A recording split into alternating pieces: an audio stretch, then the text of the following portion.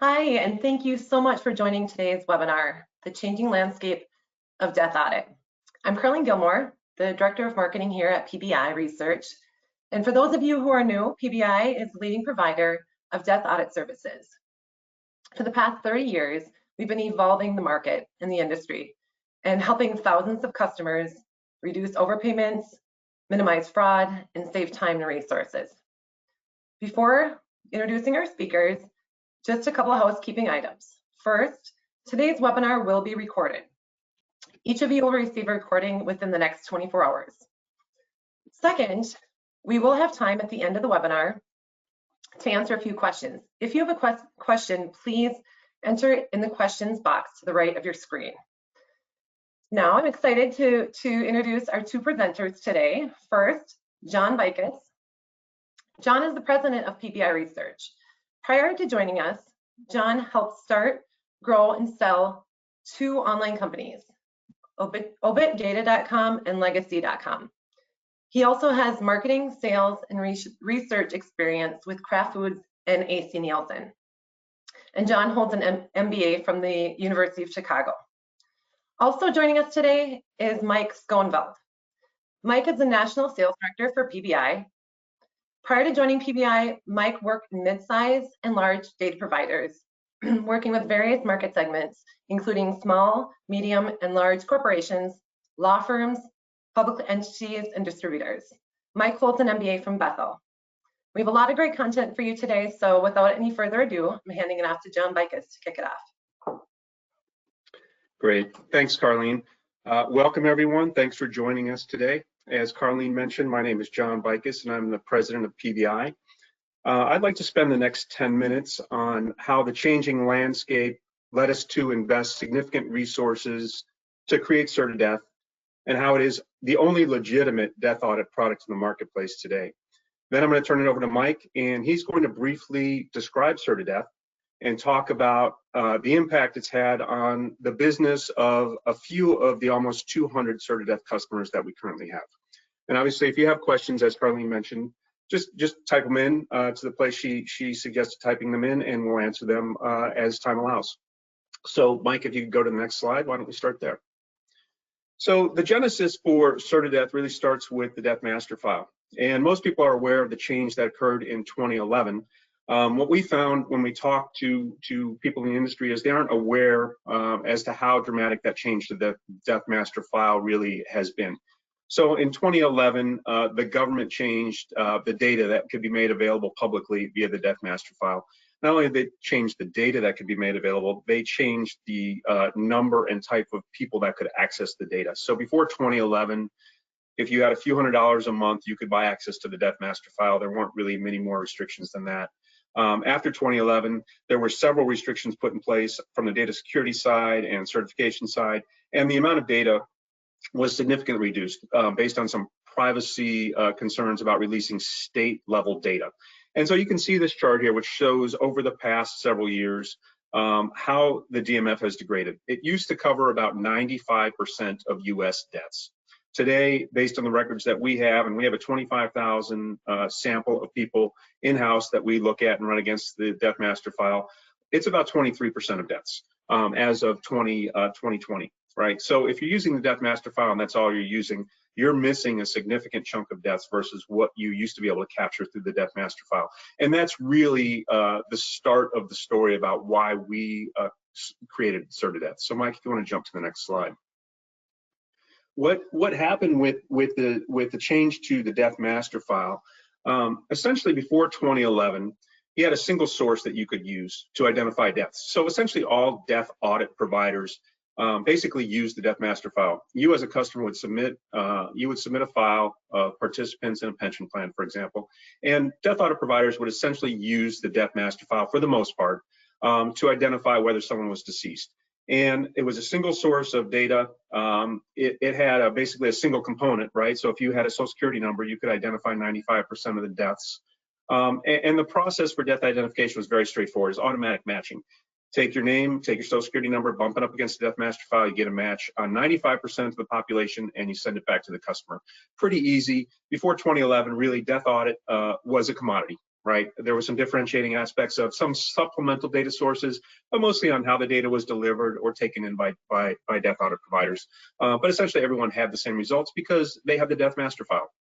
Once the death master file changed, that dramatically changed the amount of data available. And so now instead of a single source of data, the death master file, you had to look for supplemental sources. And essentially those supplemental sources are, for the most part, some state level records, but also obituaries, right? And there's no single aggregator of obituaries in the US. I helped start legacy.com.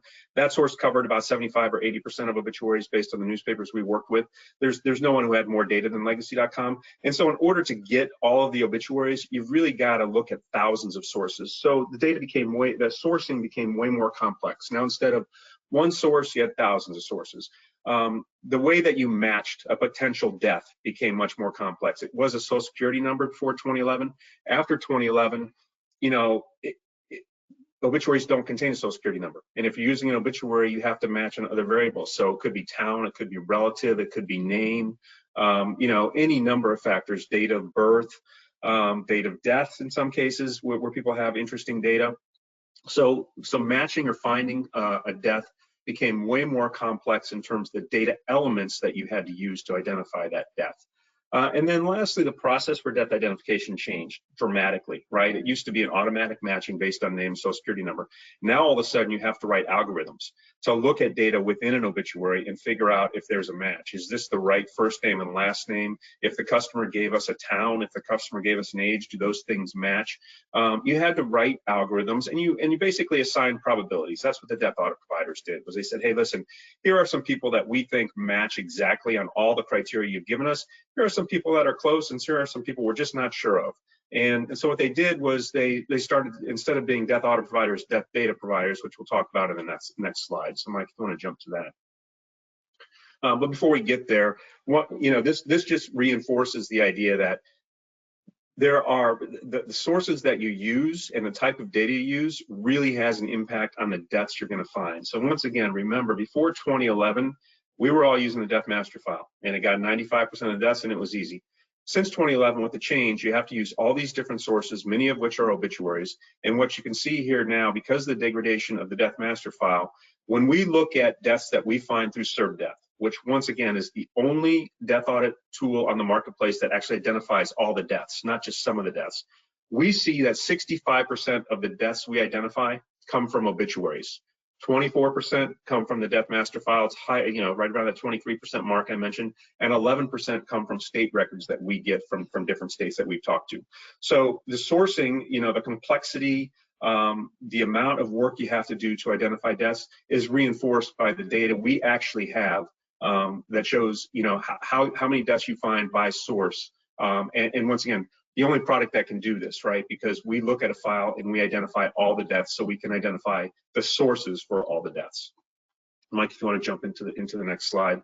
So with the change to the death master file, and with all the sources you have to go to, and the algorithms you have to write, and the things you have to do, before 2011, if you were a customer of a death audit provider, you got generally results for all the deaths. It was a true death audit, right? And we know that before 2011, the death master file covered about 95%. You'll get ranges from 93 to 96, but in general, it's 95%. But after that, because you could no longer use a single source, and because you could no longer use a single element, a social security number, you had to start to, as I mentioned, identify possible matches as a death audit provider and provide probabilities, high, medium, and low, for example, back to customers. And so what happened was, after 2011, it's subtle, but it's important. What happened was, people were death audit providers before 2011. After 2011, before CertDeath, vendors became, or if you want to call them vendors, became death data providers. And that's what's in the marketplace right now. What happened was, death audit providers would give you results. You knew the person was deceased because you had a social security number. Now, most death audit providers will give you results, but they'll say, this person is definitely dead, and a bunch of these people might be dead. You better figure it out yourself. And so the work shifted to you as a customer. You had to take data in. You had to establish your own processes for validating data, and that's a big undertaking. Right now, instead of the death audit provider providing you with answers, they're providing you with guesses, and you had to take the responsibility to figure it out yourself. And that's why we introduced CertiDeath, right? Because we looked at it, and based on the data we analyzed, we saw that before the DMF changed, 95% of deaths were identified via the DMF. Once the DMF changed, what we saw, because we've been able to do this analysis, we saw that people that were using a pretty good data set, because they're getting death data, that's what they're getting, and had a decent process internally to identify decedents, essentially get to 70% of all deaths, right? So if you're using this DMF plus state records plus obits and a great internal process, you get about 70% of the deaths. If you're just using a DMF and state records, you get about 59% of the deaths. And if you're just using a DMF, you're getting about 23% of the deaths. That's why we introduced CertiDeath, because it used to be 95%. Now the best we've seen in most cases is 70%. That doesn't seem like a big deal. Like you say, okay, 70% is pretty good, but you know, it's not as great as 95%, but it's not that bad, right? If we go to the next slide, we can talk about how big the impact might be. So if you just look at a pension plan with 10,000 participants paying an average pension of $12,000 a year with a 2% mortality rate, which is the mortality rate for people who are 50 years and older, you get about 240 deaths a year, right? So using the best case scenario where you're getting data and you're running it through your own process, and by the way, you have to believe the data is really good, and that's not always the case, you're getting 70% of the deaths, right? And that comes out to, you know, 168 deaths. If you're using a true death audit solution like CertiDeath, where everything is handled for you, there's a stable process, best data sources, artificial intelligence, you're getting 95% of the deaths. You're getting 228 deaths. That's a difference of 60 deaths a year. So 70 to 95% doesn't seem like a big deal. With a population size of 10,000 participants, you're missing 60 deaths a year at least. And if you use $12,000 as a basic pension payment, that means $720,000 in overpayments a year, based on using death data versus using a death audit product. And so this is the analysis we did internally, because we saw when our customers were sending us files, we saw that they weren't picking up deaths. We saw that what providers in this space were providing was a defective product, right? Death data is a defective product. You're not getting the answers, you're getting guesses. So we created CertiDeath, which gives you answers only. You don't have to do any work on your end. We've used artificial intelligence and a bunch of other things. And so with that said, hopefully you got enough background that the DMF changed dramatically, led to change from death audit providers to death data providers. We're trying to get back to the state of being a true death audit provider and giving you the answer, which is going to reduce overpayments and remove all that process and workload so you can repurpose people to maybe add more value to your company or your plan. All right, so with that said, I'm going to turn it over to Mike to talk about how CertiDeath works in more detail and the impact to some of our customers. Well, thank you, John, and thank you everyone for taking out some time of your day to learn about the changing landscape of the death audit process, or death audit and death data. So for the past 15 minutes, you've heard how the death data landscape has changed, and I'd like to talk through a couple of examples of PBI clients who have upgraded to CertiDeath, or clients who have moved to CertiDeath from another provider, as well as share more details around what makes CertiDeath unique. So prior to going into the CertiDeath specific qualities, I think it's worthwhile to note that PBI offers a wide range of solutions to our clients and is really the only provider in the market to offer all 4 of these service offerings. We know at times that there are pensions that have outdated information or need to find beneficiaries or pension participants. People move, data changes. We also know that there are instances where pension payments made to living pension participants are returned to the plan, and the plan needs to then find that individual and return those funds back to those people. So PBI, through offering all of these services and solutions, not only the death audit, but the whole encompassing portfolio, is uniquely positioned to assist our clients. And if you're interested in learning more about these services, contact information will be provided later in this webinar.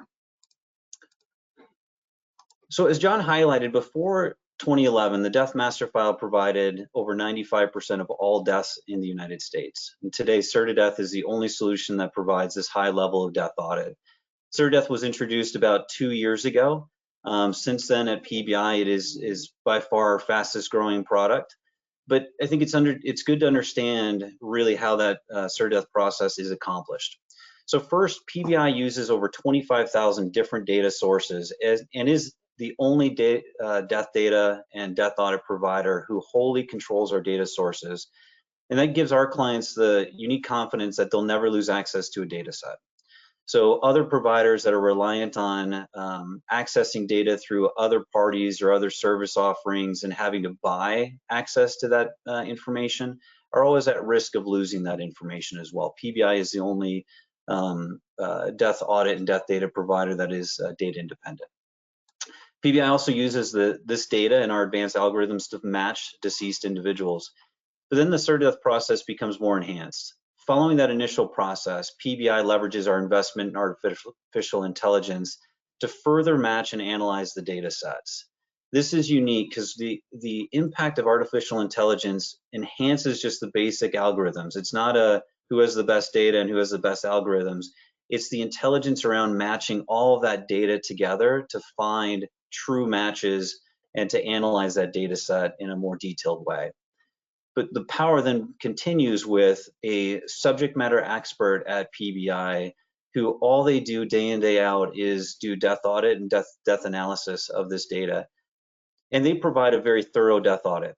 So the result to our clients is a confirmed deceased individual showing clearly where that match was made. So we will confirm the result. We'll show you where that match was made if it was a DMF, state, or obit, and then show you the link to that particular obituary if that applies. So let's talk through a couple of examples. So in this first example, PBI worked with a major retailer who had a large pension population. Their overall pension payments, however, were very low. In this case, it was about $200. They were using obituaries, state death records, they were using the DMF as well, and this data was reviewed internally by their staff. But they felt they were missing deaths, and this was driven in large part due to call-ins from surviving family members, notifying them of deaths which occurred, it could be weeks or months in the past. And so PBI completed a asserted death analysis on a sample population set, and right away we found that there were 80 deaths in their population set, and that amounted to 16,000 monthly payments to deceased individuals, keeping in mind that the average pension population or pension payment for this population was around $300. But so those numbers really added up quickly. But following the move to cert-death, we found 443 confirmed deaths were identified, and we saved the client $88,000 in monthly payments. Additionally, the internal review time was eliminated, and false positives, which is a metric that this particular client was very concerned with because when they were doing the obituary review, they found a number of false positives. But the false positive rate that they were tracking dropped all the way to 0.4%.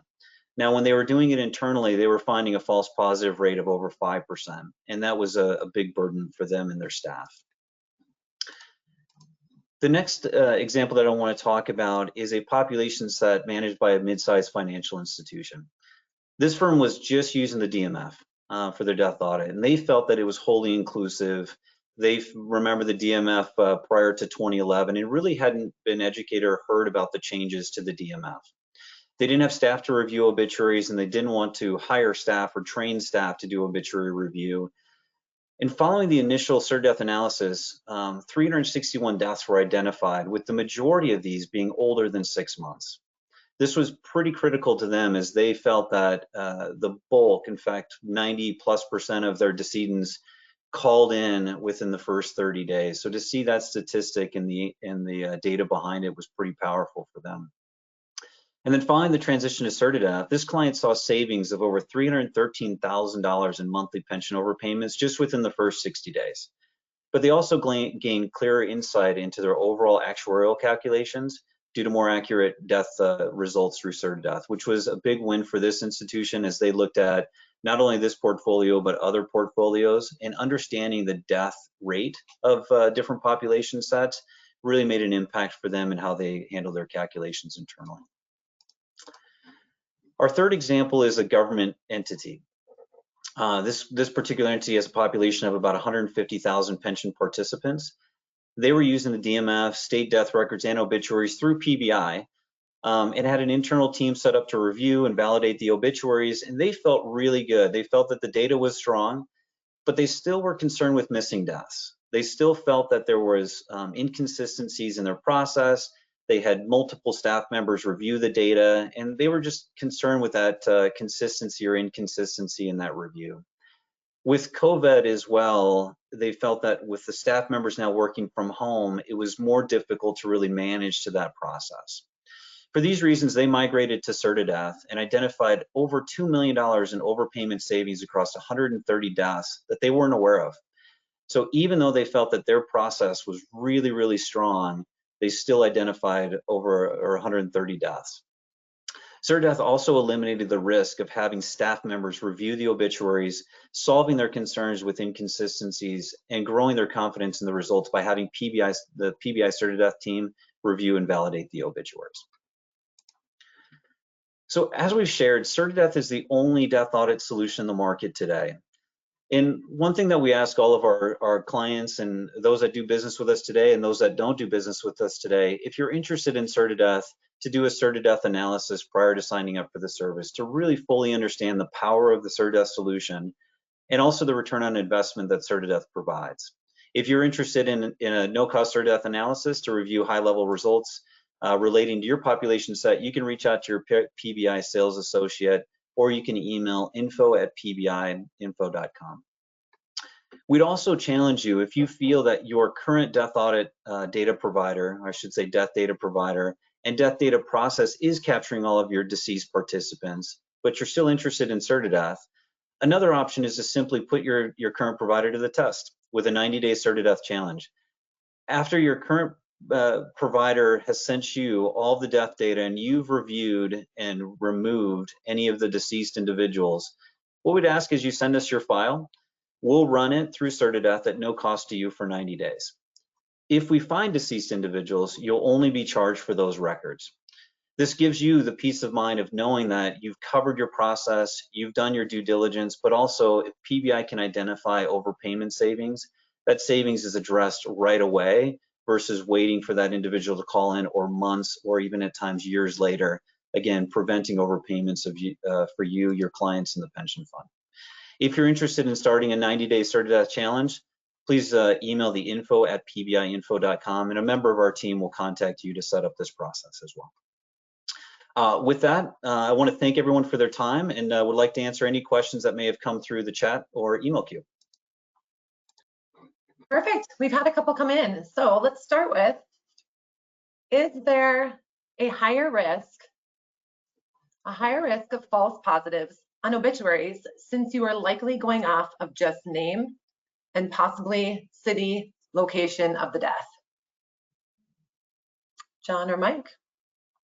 Yeah, so this is John. I would say, yeah, because of the nature of that data source, there is a higher likelihood of false positives. But one of the things we've done with CertiDeath is, once again, depending on obituary content, there are a number of things we can look at within the obituary. We have the technology, and as Mike mentioned, we have human beings actually looking at this stuff every when there are questions. So you can go off of name, you can go off of birth date or age, you can go off of location. But in addition to that, we have access to other databases that quite often our customers don't. So if there are relatives listed in a database, in an obituary, for example, we'll access a relatives database to verify that that was the person based on the relatives we saw.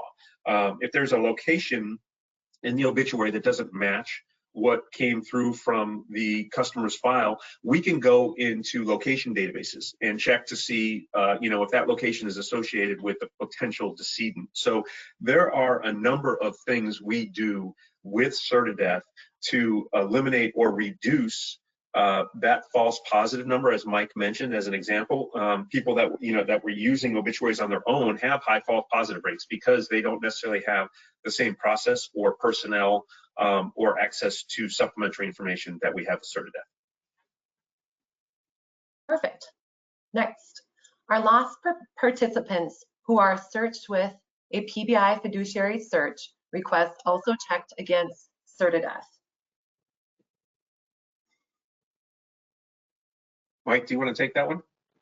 Yeah, I can talk through that one. So It depends on how the process is set up. So generally speaking, for any locate services project that PBI performs, we do run it against the DMF to eliminate any decedents in that population set.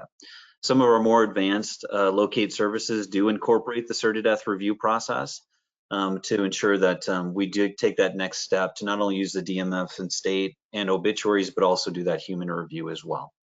And what that does, for hopefully obvious reasons, but ensures that those that we mail to or those that we seek to find are found and the response is made. Perfect. Our experience is that more and more families are not publishing obituaries due to the cost. What sources of data will be used? Yeah, so this is John. Let me talk that because I helped start legacy.com, which and so I have a background on this. So that's true with some newspapers and some geographies based on an increased cost. The offset to that is funeral home websites, right? So about 10 years ago, there weren't many funeral home websites. Now pretty much every funeral home has a website. So we look at sources, we look at media sources, which are newspapers, television stations, radio stations, and we also look at funeral home websites. Because funeral home websites, it's in their best interest to publish an obituary because many of them obviously don't charge, and it's an opportunity for them to expose their brand to people that have to go to a service. So there are supplementary sources beyond just the newspapers that we utilize, which is why we have 25,000 sources, as Mike mentioned, and we are data independent. We go to those sources every day to get our information. Unlike other companies which might visit them once a week. So those are the supplementary sources and the frequency that we use to make sure that cert-to-death has the most data. Perfect. We use PBI Fiduciary Locate Service. Can you please explain the difference between this service and cert-to-death? Yeah, I'll seek to highlight that. So the fiduciary locate service is intended to is to find individuals or communicate with individuals. So cert-to-death is meant to be a death audit product which looks at a data set on a continuous basis. So there are times where we have clients with cert-to-death that do what we would call a one-time run to clean up files. But the benefit of cert-to-death really is that continuous monitoring, which runs weekly, is reviewed weekly, and the results are produced weekly. So the intent there being to eliminate overpayments. If it's done once a year or once every other year, as John had alluded to earlier in the presentation, the population death rate is constant.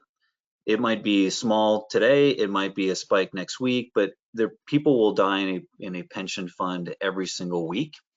And so having that done once a year, we found the benefit to really just not be as strong to our clients. The fiduciary locate that leverages cert-to-death is intended to be a one-time run data cleanse prior to mailing. So we don't recommend fiduciary locate to replace the death audit process. Fiduciary locate is the best product in the market in terms of identifying, locating, and communicating with participants because it incorporates the cert-to-death process and the front end. But from a continuous death audit solution, we recommend a cert-to-death by itself. Here's another one. Can we run the data through as a one-time file search as we do with typical PBI files we send? So the short answer is yes. The question we always would ask is the intent of the run. So a lot of our clients will tell us that they want to prevent overpayments. They want to eliminate decedents from their population set. Some clients that we work with do project-based work where they'll take a file, clean the file, and then work that file internally for a period of time, could be 6 months or a year. So we do offer both solutions. We usually ask questions at the beginning to just understand what the outcome of that cert-to-death process would be. Perfect. We'll take 2 more questions. Do you have access to full DMF? So that's yeah, really the access to the full DMF is limited to certain governmental agencies, and so the answer would be no. And I think you'd be hard pressed to find anyone who is a commercial provider who has access to that. We'd be interested in hearing if someone does, because there are security requirements, all kinds of requirements that are even stricter for that. So the answer is no. And the only people that really have access to that are specific governmental type of agencies. Perfect. And last question, and while we have John or Mike answer this question, we will be putting a poll question up. Please respond before leaving the webinar today. So the last question, what is the cost difference from the PBI we have used for years and Certideath? Yes, I'll answer this, and John, please feel free to add. So the cost differential really depends. We have different clients that have different products with us. So it could be, again, our death data product.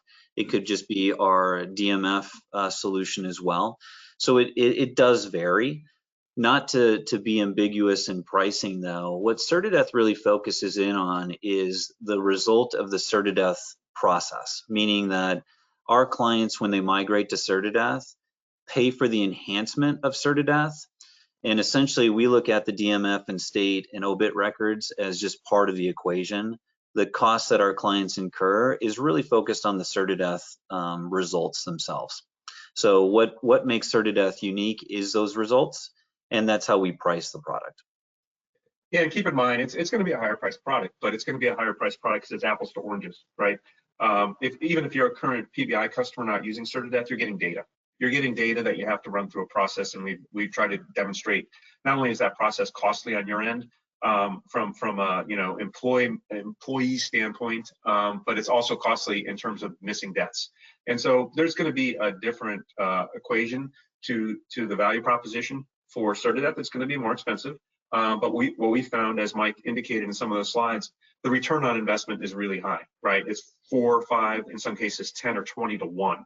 So you're giving us $1, we're giving you between $4 and $20 back, in some cases even higher than that. So that's what we try to get people to maybe understand a little bit, is we're not talking about death data, we're talking about death audit. And there's a different value proposition there, and one that we think delivers far more value than just death data. Perfect. Well, that concludes our webinar. We have used our full 30 minutes. So thank you everybody for joining today. And like I said earlier, you'll receive a recording of the webinar within the next 24 hours. Have a great afternoon.